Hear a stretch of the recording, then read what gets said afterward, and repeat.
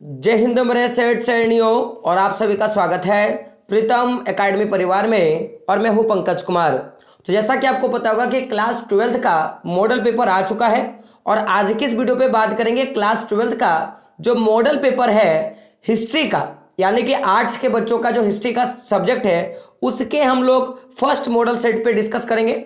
और ये वाला जो मॉडल सेट है पूरा का पूरा वस्तुनिष्ठ पर है, यानी कि आपके जो ऑब्जेक्टिव प्रश्न है इस पर पूरा का पूरा क्या करेंगे, डिस्कस करेंगे। तो यहाँ पे पूरा रूल और रेगुलेशन दिया, हम लोग उतना पढ़ने के लिए नहीं जाएंगे, केवल हम लोग चलेंगे आंसर्स पे। तो देख सकते हो सबसे पहला आंसर है आपके स्क्रीन पर कि 1922 में मोहनजोदाड़ो की खोज किसने किया था। तो आपको पता होगा इसका आंसर क्या होगा, रखालदास बनर्जी, यानी कि ऑप्शन नंबर ए जो होगा वो सही हो जाएगा। बात करें अगले प्रश्न पे।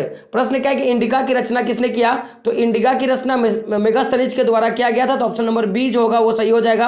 अगला प्रश्न देख सकते हो क्या है कि पुराणों की संख्या कितनी है। तो पुराणों की संख्या कितनी है, 18, यानी कि ऑप्शन नंबर बी जो होगा वो सही हो जाएगा।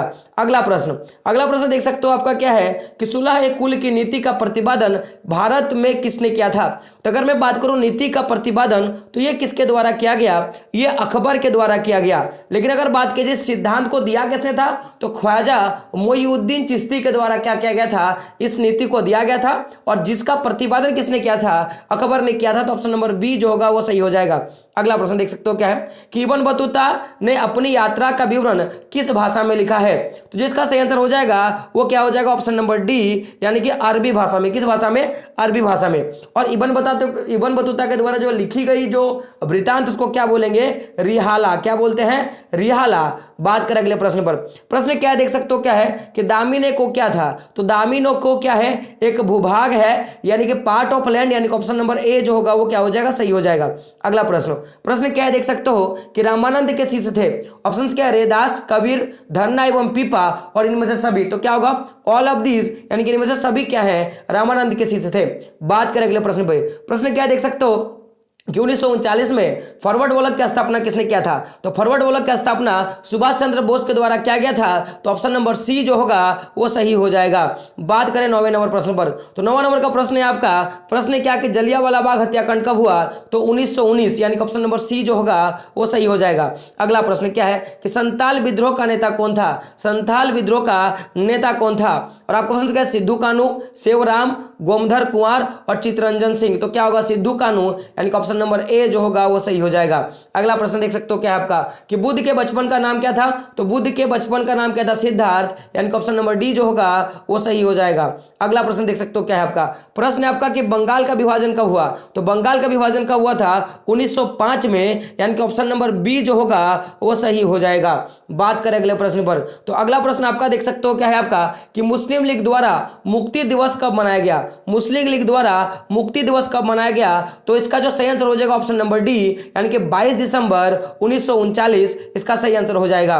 बात करें अगले प्रश्न पर। प्रश्न देख सकते हो क्या है कि किसका जन्मस्थल क्या है, तलवंडी है। तो तलवंडी जिसका जन्मस्थल है वो कौन है माय डियर फ्रेंड, उनका नाम है। तो जो आंसर हो जाएगा क्या हो जाएगा, option number B, Guru Nanak, यानी कि गुरु नानक का जन्म कहाँ हुआ था, तलवंडी में हुआ था। तो ऑप्शन नंबर बी जो होगा वो सही हो जाएगा। बात करें 15 नंबर प्रश्न। प्रश्न क्या है कि विजयनगर की यात्रा निम्न में से किसने की थी। तो देखिए सर्वप्रथम जो विदेशी यात्री था वो क्या था, निकोली कॉन्टी। तो ऑप्शन नंबर सी जो होगा वो सही हो जाएगा। बात करें अगले प्रश्न। प्रश्न क्या है कि असहयोग आंदोलन की शुरुआत किसने किया था, महात्मा गांधी के द्वारा। तो ऑप्शन नंबर ए जो होगा उसका क्या हो जाएगा, सही हो जाएगा। अगला प्रश्न देख सकते हो क्या है कि महाभारत का युद्ध कितने दिनों तक चला था। तो 18 दिन तक चला था, यानी कि ऑप्शन नंबर सी जो होगा वो सही हो जाएगा।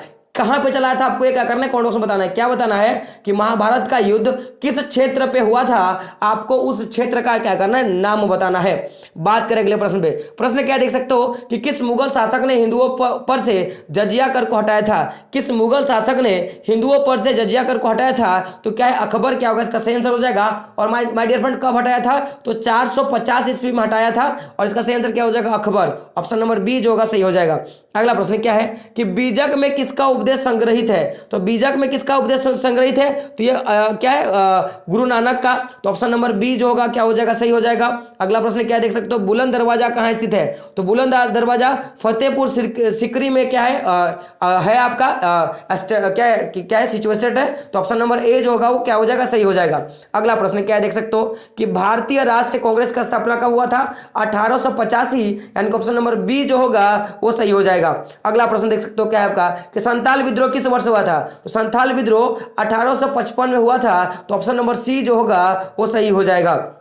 अगला प्रश्न देख सकते हो क्या है कि भारत आने वाला प्रथम पुर्तगाली कौन था? तो इसका क्या होगा? Option number D, Vasco D gamma. क्या होगा? Vasco D gamma. तो भाई जो वास्को डी गामा है वो भारत कब आया था? तो आपको पता होगा 17 मई, क्या है? 17 मई 1498। इसका क्या होगा? सही आंसर हो जाएगा, यानी कि वास्को डी गामा क्या होगा? इसका सही आंसर होगा। अगला प्रश्न देख सकते हो क्या आपका कि हड़प्पा किस युग की सभ्यता है? तो कांस्य युग की सभ्यता है। ऑप्शन नंबर बी जो होगा वो क्या हो जाएगा? सही हो जाएगा। बात करें अगले प्रश्न पे। प्रश्न क्या है? मुस्लिम लीग की स्थापना कब हुआ था? तो 1906, यानी कि ऑप्शन नंबर बी जो होगा वो क्या होगा? सही हो जाएगा। अगला प्रश्न, पाकिस्तान शब्द किसने दिया था? और मैं आपको गारंटी के साथ बोलूंगा कि अगर आप लोगों ने नहीं पढ़ा होगा तो आप लोगों ने जिन्ना मारे होंगे या आप लोगों ने क्या मारा होगा? आप लोगों ने लियाकत अली को मारा होगा। लेकिन इसका सही आंसर क्या होगा? चौधरी रहमत अली। ऑप्शन नंबर सी जो होगा वो सही हो जाएगा। तो सर्वप्रथम जो पाकिस्तान वर्ड का जो प्रयोग किया गया था चौधरी रहमत अली के द्वारा किया गया था। तो ऑप्शन नंबर सी जो होगा वो सही हो जाएगा। अगला प्रश्न क्या देख सकते हो कि भारत का प्रथम मुगल शासक कौन है? तो आपको पता होगा बाबर है। ऑप्शन नंबर ए जो होगा क्या हो जाएगा? सही हो जाएगा। बात करें अगले प्रश्न में। प्रश्न क्या देख सकते हो? गुप्त राजवंश के किस शासक को भारत का नेपोलियन कहा जाता है? तो इसका जो सही आंसर होगा माय डियर फ्रेंड वो क्या होगा? ऑप्शन नंबर ए, समुद्रगुप्त को क्या कहा जाता है? भारत का नेपोलियन कहा जाता है। अगला प्रश्न देख सकते हो क्या है आपका कि अमुक्त माल्यम, क्या है? अमुक्त माल्यद नामक ग्रंथ के लेखक कौन है? तो इसका आंसर क्या होगा? ऑप्शन नंबर सी, यानी कि कृष्ण देव राय। ऑप्शन नंबर सी जो होगा वो सही हो जाएगा। बात करें अगले प्रश्न पे। तो 30 नंबर का प्रश्न है आपका देख सकते हो, सिंधु सभ्यता का कौन सा स्थल मृतकों का टीला के रूप में विख्यात है? तो आपको पता होगा मोहनजोदाड़ो, यानी कि ऑप्शन नंबर बी जो होगा वो सही हो जाएगा। बात करें अगले प्रश्न पर। तो प्रश्न क्या है? 31 नंबर का प्रश्न है कि प्रियदर्शी किस शासक को कहा जाता है? तो प्रियदर्शी जो है वो अशोक को कहा जाता है। तो ऑप्शन नंबर ए जो होगा वो सही हो जाएगा माय डियर फ्रेंड। बात करें अगले प्रश्न पे। प्रश्न क्या है? 32 नंबर का प्रश्न है आपका कि अर्थशास्त्र के लेखक कौन है? आपको पता होगा कौटिल्य, जिसका नाम क्या है? चाणक्य। और चाणक्य को और एक नाम से क्या बोला जाता है? कौटिल्य। तो ऑप्शन नंबर ए जो होगा वो सही हो जाएगा। बात करें अगले प्रश्न पर। प्रश्न क्या है आपका देख सकते हो कि अकबरनामा के रचनाकार कौन है? और मैं 100% बोलता हूं कि बहुत सारे बच्चे अकबर मारेंगे, लेकिन इसका आंसर क्या होगा? अकबर नहीं होगा बल्कि क्या होगा? अबुल फजल। तो ऑप्शन नंबर डी जो होगा वो सही हो जाएगा। अगला प्रश्न क्या देख सकते हो कि दक्कन दंगा आयोग का नियुक्ति कब हुआ? दक्कन दंगा आयोग का नियुक्ति कब हुआ था? तो इसका आंसर क्या होगा? ये क्या होगा? ऑप्शन नंबर ए क्या हो जाएगा? 1875 में इस आयोग का गठन हुआ था। क्या नियुक्ति किया गया? और इस आयोग ने जो अपनी जो पहली जो रिपोर्ट है वो रिपोर्ट कब प्रकाशित किया था? तो 1878 में। कब? 1878 में अपने जांच के बारे पूरा का पूरा जो रिपोर्ट है वो सौंप दिया था। तो इसका जो आंसर होगा क्या होगा? 1875। दक्कन दंगा आयोग क्या होगा? 1875। बात करें अगले प्रश्न में। प्रश्न क्या देख सकते हो? गोलमेज सम्मेलन का आयोजन कहां हुआ था? तो आपको पता होगा लंदन में हुआ था। ऑप्शन नंबर ए जो होगा वो सही हो जाएगा। चलिए एक क्वेश्चन आपके लिए, आप ये बताइए कि जो प्रथम गोलमेज सम्मेलन जो कब हुआ था आपको क्या करना है? कमेंट बॉक्स में बताना है। और एक क्वेश्चन आप ये बताइए कि किस गोलमेज सम्मेलन में गांधी जी ने हिस्सा नहीं लिया था? आपको क्या करना है? कमेंट बॉक्स में बताना है।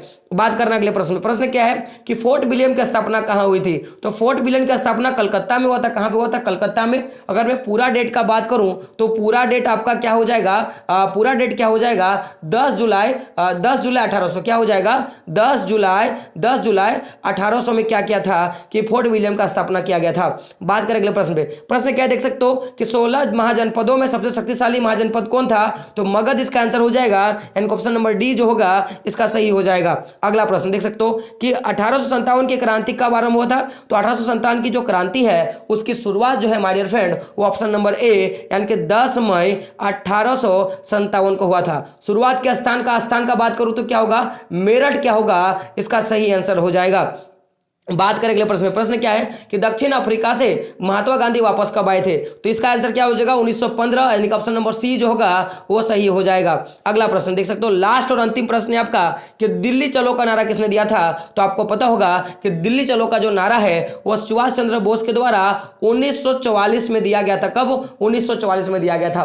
तो इस तरह करके आपके इतिहास के जितने भी प्रश्न हैं, जो भी ऑब्जेक्टिव प्रश्न मैंने वो कर दिया। अब मैं आपका सब्जेक्टिव भी करवा दूंगा और धीरे धीरे करके जितने भी आपके सब्जेक्ट में सबका मैं आंसर करवा दूंगा। बस आपका काम क्या है कि चैनल के साथ बने रहे और चैनल को क्या करें? सब्सक्राइब करके रखें। तो दोस्तों मिलते हैं अगले वीडियो में, तब तक के लिए जय हिंद, जय भारत और आपका दिन शुभ हो।